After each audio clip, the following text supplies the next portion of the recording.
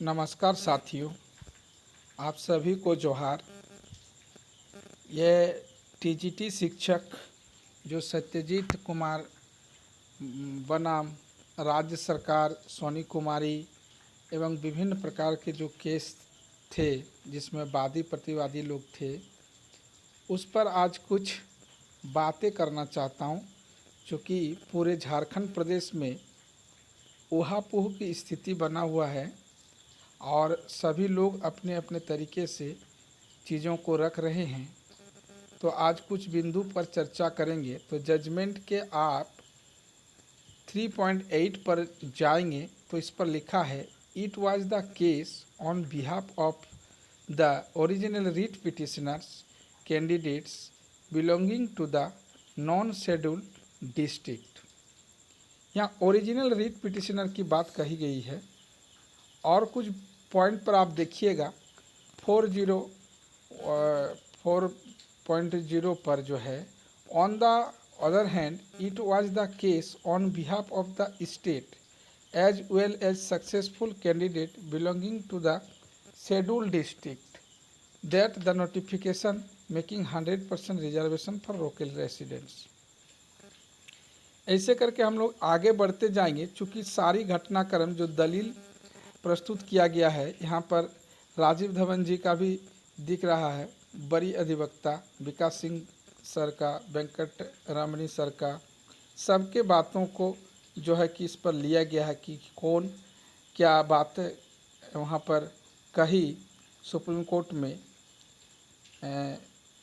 जब बहस हो रही थी तब।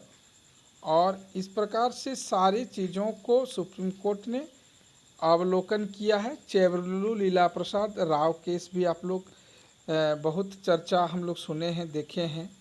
तो ऐसे करके हम लोग चलेंगे 27 के पास हम लोग पहुँचेंगे मोटा मोटी। यहाँ पर एक बार और देखा जाए, यहाँ पर 10.0 पर है, in the alternative it is prayed that only those writ petitioners about 29 candidates may be given opportunity to submit an option of the district where they would like to be appointed, which would be done with reference to their merit against the vacant post and with respect to rest of the vacant post।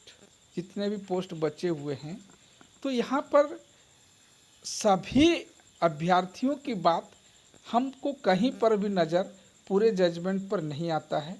और पूरी तरह से judgement को यदि कोई पढ़े तो बात सुस्पष्ट है कि किस तरह से है।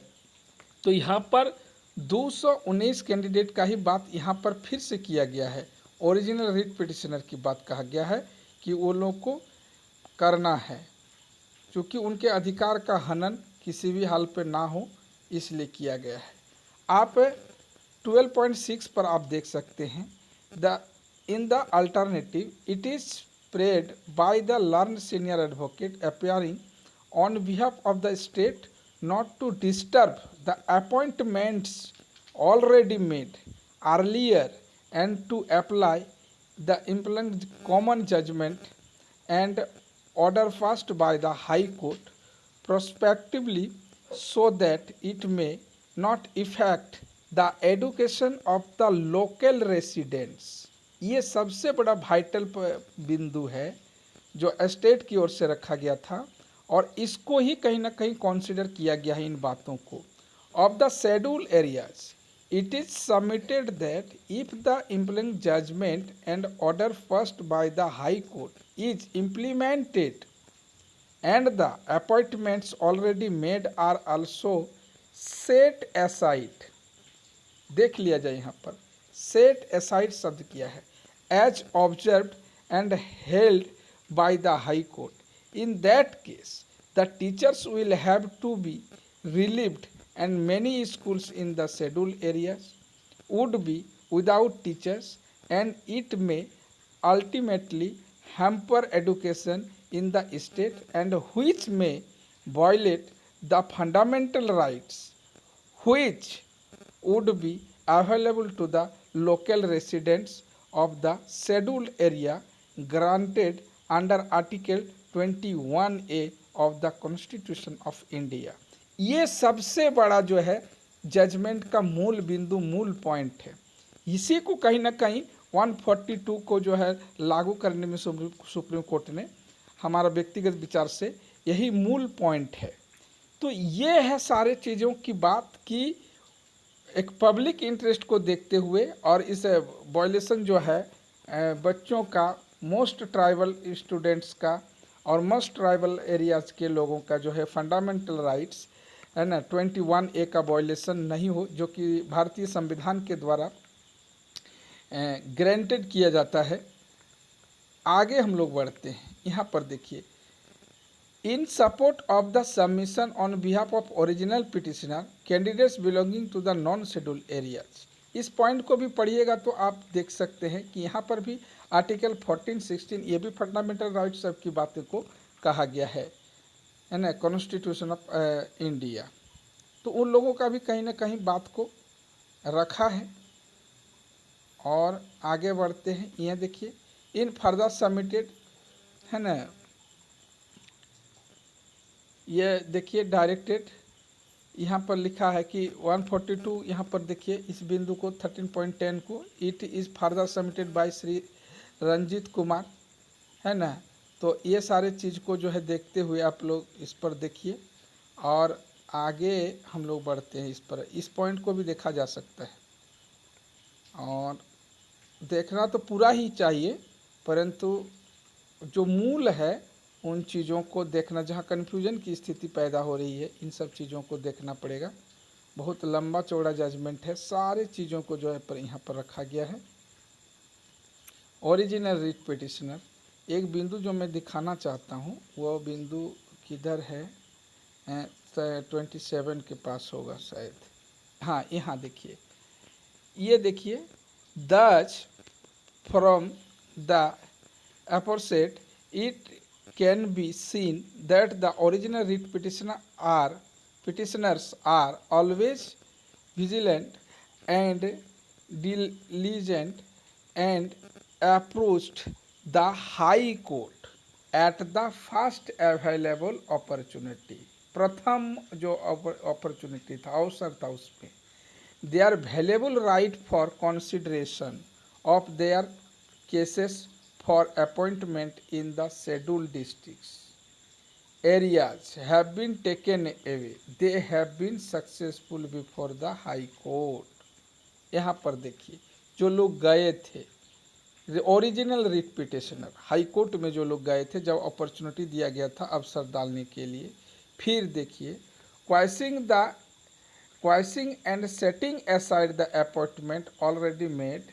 देखिए यहाँ पर पढ़िए, however at the same time and in the facts and circumstances of the case and more particularly by quashing and setting aside the appointments already made, there is a likelihood of more complication which would not be in the larger public interest। देखिए यही तो बिंदु है। Hence we are of the opinion, यहाँ पर वो लोग अपना ओपिनियन देते हैं, जज साहब बताना चाहते हैं, that this is a fit case to mount the relief. देखिए यहाँ पर फिर देखिए, already working and last about 3 years, यहाँ पर भी लिखा हुआ है कि जो लोग 3 years से काम किया है। In case appointments already made are not protected, then thousands of schools in the state of Jharkhand would be without teachers and the ultimate sufferers would be the children of the tribal areas। चिंतित हैं यहाँ पर opinion देते हुए जज साहब, यदि हम उसको नहीं बचाते हैं जो अपॉइंटेड टीचर है, जिनका ऑलरेडी अपॉइंटमेंट हो चुका है, तो क्या होगा। तो बच्चे जो है ट्राइबल्स एरिया के जो बच्चे हैं वो लोग शिक्षा से वंचित हो जाएंगे, स्कूल जो है कि बंद हो जाएंगे, हजारों स्कूल बंद हो जाएंगे। तो ये सब है केस का। Therefore the court has to strike a balance. यहाँ देखिए, पढ़िए कि उनका ओपिनियन क्या है, ये क्या ओपिनियन देना चाह रहे हैं, क्या कहना चाह रहे हैं। Therefore the court has to strike a balance, समन्वय बनाने का, बैलेंस बनाने का, between the rights of the original writ petitioners, मूल याचिकाकर्ताओं के अधिकार as well as persons teachers already appointed whose appointment are held to be illegal and also the public interest. जिन लोगों का जो है कि ले लिया गया था और वो पब्लिक इंटरेस्ट की बात है, तो उन लोगों में बैलेंस बनाने की बात कही गई है कि जो ऑलरेडी नौकरी कर रहे हैं, जॉइंट टीचर्स और मूल पिटिशनर, इन पर एक बैलेंस बनाने की बात कही गई है, ना कि सबको रेबड़ी बांटने की बात कहा जा रहा है। यहाँ पर सबको रेबड़ी नौकरी देने की बात नहीं है। इसीलिए लोग आंदोलन कर रहे हैं, कहीं ना कहीं दबाव की स्थिति बनाने के लिए सभी से मिलने जुलने की बात हो रही है। मिलने जुलने से यदि होता तो पहले ही काम हो जाता। If directions are issued for preparation of fresh selection list, देखिए यहाँ पर स्पष्ट है, इफ यदि डायरेक्शंस आर इशूड, ये निर्देशन इशूड किया जाता है for preparation of fresh selection list based on revised merit list, देखिए रिवाइज मेरिट लिस्ट है, and based on already published cut off obtained by the last selected candidate in each TGT subject, setting aside करने के बाद, set aside करने के बाद, against respective categories it will meet ends of justice and striking the balance between the competing rights, so the person already appointed may not have to lose their employment, वो job को जो है कि नहीं गवाएंगे, एम्प्लॉयमेंट रोजगार और jobs, and at the same time the candidates belonging to the non schedule district, जो नॉन शेड्यूल एरिया के हैं, may also get their opportunity for appointment as a teacher on merits in schedule district areas. वहाँ भी schedule और non schedule की जो बात कहा गया था, जो बाउंडेशन है कि शेड्यूल वाले नॉन शेड्यूल में जाएंगे और नॉन शेड्यूल वाले शेड्यूल में जाएंगे, माने in the sense of entire state की बात, जहाँ भी पहले एडजस्ट होंगे उनको एडजस्ट किया जाएगा। नॉन शेड्यूल वाले भी यदि यहाँ पर आके एडजस्ट हो जाते हैं तो वो भी हो सकता है। However at the same time the directions issued by the high court in impugned judgment and order while setting aside, देखिए यहाँ पर setting aside all the appointments made pursuant to the notification order date 14/7/2016 and advertisement इतना has modified, इतना जो विज्ञापन की बात कही जा रही है। Recruitment process for schedule area district hereby modified, it is now directed, अब ये डायरेक्शन दे रहे हैं, क्या डायरेक्शन दे रहे हैं, it is now directed that instead of fresh de novo recruitment process by setting aside the appointments already made in the scheduled area, इन्हें छोड़ते हुए, सेटिंग असाइड करते हुए जो है कि फ्रेश रिक्रूटमेंट प्रक्रिया किया, देखिए इसको सेटिंग असाइड कर दिया, already made in the schedule district area, जहाँ पर शेड्यूल एरिया में 13 डिस्ट्रिक्ट में जो है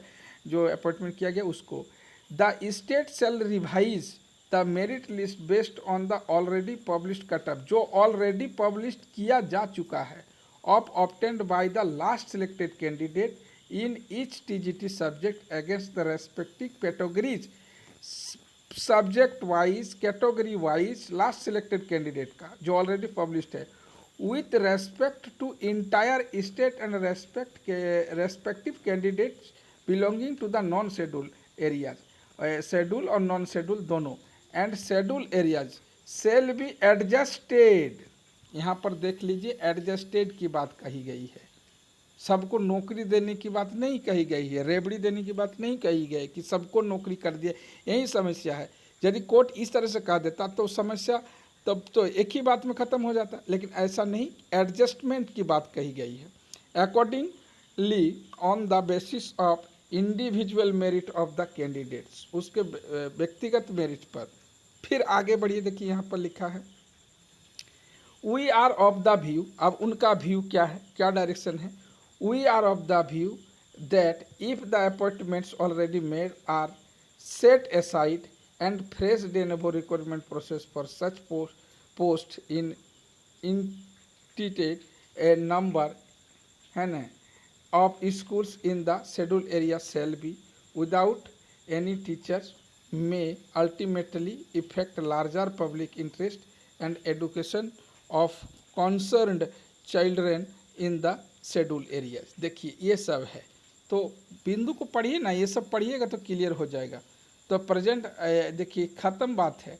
present directions in issued in exercise of powers का एक्सरसाइज किया गया है अंडर आर्टिकल, ये सुप्रीम कोर्ट का पावर है, 142 of constitution of India in the larger public interest of schedule areas and district, बचाने के लिए, ताकि टीचर को यदि हटा देंगे स्कूल बंद हो जाएंगे, बच्चे का राइट टू एजुकेशन छीन जाएगा। इसलिए हम ये सब नहीं करते हैं।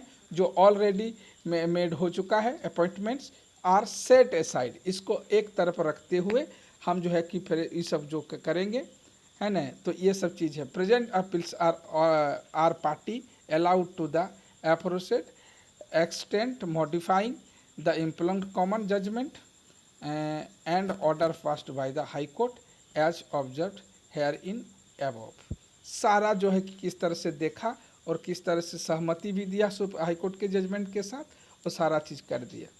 तो यहाँ पर एडजस्टमेंट की बात कही जा रही है। अब बिंदु आ रहा है महोदय कि यदि सभी लोगों को मेरिट कर दिया जाए तो बहुत सारे ज्वाइंट टीजीटी बाहर हो जाएंगे। दूसरी बात है कि यदि सबको दे दिया जाए तो बहुत सारा पोस्ट का भी क्रिएशन, चूँकि जैसे जैसे मेरिट नीचे की ओर जाता है संख्या उतने ही बढ़ते जाता है, तो जो संख्या है उसमें सभी को एडजस्ट करना तो मुमकिन है नहीं। इसके लिए पोस्ट क्रिएशन की बात हो सकता है, तो पोस्ट क्रिएशन होना तो कहीं से भी संभव प्रतीत नहीं हो रहा है। दूसरी बात, जो मूल रिट पिटिशनर है जिन्होंने केस लड़ा, उन लोगों का अधिकार का यदि हनन होता है, किसी नौकरी में आता है, यदि उन लोग को किसी कारणवश नौकरी नहीं मिलता है तो वो लोग कॉन्टेम्प्ट ऑफ कोर्ट में जाएंगे, सुप्रीम कोर्ट में, हजूर हमको बता दीजिए, चूँकि हमको आप एडजस्टमेंट करने की बात कहे, हमारा अधिकार को बैलेंस बनाने की बात कहे और हमारा ही अधिकार का हनन हो रहा है, कॉन्टेम्प्ट ऑफ कोर्ट में जाएगा सुप्रीम कोर्ट में। दूसरी बात है कि सरकार को दिक्कतें होगी, मान लीजिए किसी कारण से जो उड़ाया जा रहा है कि सरकार कैसे करेगी, क्या करेगी, नहीं करेगी, पोस्ट क्रिएशन की बात आएगी और सारे विभिन्न प्रकार की बातें आएंगी। मान लीजिए वो यदि होल मेरिट बना दिया जाए, फ्रेश मेरिट बना दिया जाए, तो हो सकता है ज्वाइंट टीजीटी लोग बाहर निकल जाएंगे, जो कि वहाँ संभव नहीं, उसको तो सेट असाइड कर दिया गया है, सेव कर दिया गया है, तो उसको उस हिसाब से वो चले जाएंगे। दूसरी बात कि इस जिला के जो ज्वाइंट टीचर है वो दूसरे जिला में चल जाएंगे, हो सकता है उसको फ्रेश नियुक्ति माना जाएगा कि विभिन्न प्रकार की समस्याएं उत्पन्न होने की प्रबल संभावना है। इस परिस्थिति में यह है कि एक समस्या को समाधान करने के बजाय और समस्या पैदा किया जाए, ये कहीं से भी संभव प्रतीत नहीं हो पा रहा है। दूसरी बात, सरकार को यदि उतना ही कन्फ्यूजन होगी तो सरकार खुद जाएगी सुप्रीम कोर्ट में क्लियरिफिकेशन के लिए कि हजूर हमको बता दीजिए कि इस जजमेंट में हमको इम्प्लीमेंट कैसे करना है। सीधी सी बात है, क्लियरिफिकेशन होके आ जाएगा, सारे डाउट क्लियर हो जाएगा। कहीं से भी उतना भी करना चीज़ नहीं है। और डराने की काम जो होगा कि डरने पड़ने को जो माहौल बनाया जा रहा है कि ज्वाइंट टीचर हट जाएंगे, पूरा कॉमन मेरिट लिस्ट हो जाएंगे, तो कहीं से भी इस तरह का स्थिति परिस्थिति इस जजमेंट में दिखाई नहीं पड़ता है। सीधी सी बात है, बैलेंस बनाने की बात की गई है ओरिजिनल रिट पिटिशनर और ज्वाइंट टीजीटी टीचर्स में। अब जहाँ भी नॉन शेड्यूल और शेड्यूल की बात को ख़त्म कर दिया गया है, जो जहाँ एडजस्टमेंट होगा वहाँ पर कर दिया जाएगा। अब आगे देखिए, तो ये जजमेंट को पढ़िए, पढ़ने की आवश्यकता है और पढ़ाने की आवश्यकता है, खुद से नहीं, क्योंकि हम लोग तो कानून के जानकार हैं नहीं, तो खुद से एक वकील, इतना खर्चा किया गया है तो एक आध वकील करके इसको बढ़िया से समझने की प्रयास किया जाना चाहिए। जो कहा जा रहा उतना भी आसान नहीं है, किसी का भी अधिकार का हनन हो जाएगा तो वो कोर्ट के शरण में जाएगा, और कहीं से भी ये नहीं चाहेगी सरकार की ये बात फिर से कोर्ट में जाए, और कोर्ट भी इसको सुनने के लिए नहीं है, तैयार नहीं होंगे। यही सब बातें हैं। तो धन्यवाद। जिनको भी दिक्कत होगा वे लोग जो है कि आप